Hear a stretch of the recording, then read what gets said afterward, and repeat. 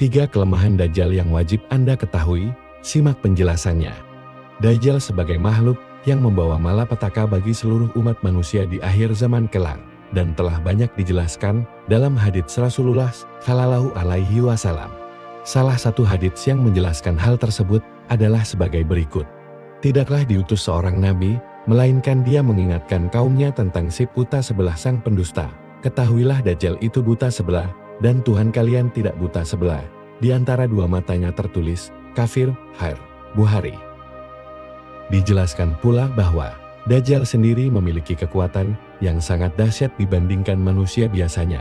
Ia mampu menjelajahi bumi dalam waktu singkat, bahkan ia juga bisa menyebarkan tipu daya fitnah, termasuk menghidupkan orang yang sudah mati.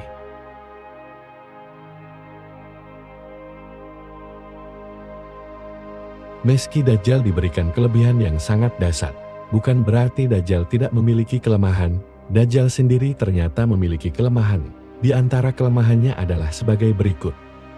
1. Dajjal takut dengan duhan. Ketika duhan terjadi, meteor akan jatuh ke bumi, sehingga menyebabkan ledakan yang sangat dahsyat. Debu-debu pun akan berterbangan membentuk asap yang gelap dan sangat tebal. Inilah yang bisa menjadi kelemahan Dajjal dan sangat ditakuti oleh Dajjal. Karena asap ini dapat membuat Dajjal menjadi cacat dan pasukannya hancur lebur. Oleh karena itu, ketika Rasulullah mendatangi Ibnu Sayyad untuk menguji apakah dia Dajjal atau bukan, maka Rasulullah menanyakan perkara duhan.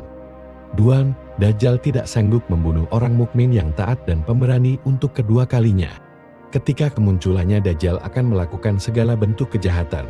Salah satunya adalah dengan cara membunuh kaum muslimin yang tidak mempercayai bahwa dirinya adalah Tuhan. Namun, setelah membunuh orang tersebut, Dajjal kemudian menghidupkannya kembali. Nabi Muhammad Shallallahu Alaihi Wasallam bersabda, pada waktu keluarnya Dajjal ada seorang dari kaum mukmin yang dengan beraninya menemui Dajjal. Maka ketika orang mukmin itu melihat Dajjal, ia pun berkata, hai sekalian manusia, inilah Dajjal yang sudah disebut oleh Nabi Muhammad Shallallahu Alaihi Wasallam. Maka segera Dajjal menyuruh merebahkan mukmin tersebut dan dibunuhlah mukmin tersebut. Lalu Dajjal berjalan di tengah badannya yang terbelah itu. Dajjal pun berkata, bangunlah, maka bangunlah orang mukmin itu seperti sedia kala. Lalu Dajjal kembali bertanya, apakah kamu belum percaya kepadaku? Mukmin itu menjawab, tidak berkurang keyakinanku bahwa engkaulah Dajjal, bahkan aku bertambah yakin. Kemudian mukmin itu berkata, hai sekalian manusia, Dajjal tidak dapat lagi berbuat demikian kepada seorang pun. Maka Dajjal berusaha membunuhnya lagi, namun tidak bisa. 3. Dajjal tidak mampu melawan Nabi Isa alaihi salam. Kelak di hari kiamat akan terjadi pertempuran besar melawan Dajjal. Dialah Nabi Isa alaihi salam yang ditakdirkan melawan dan membunuh Dajjal.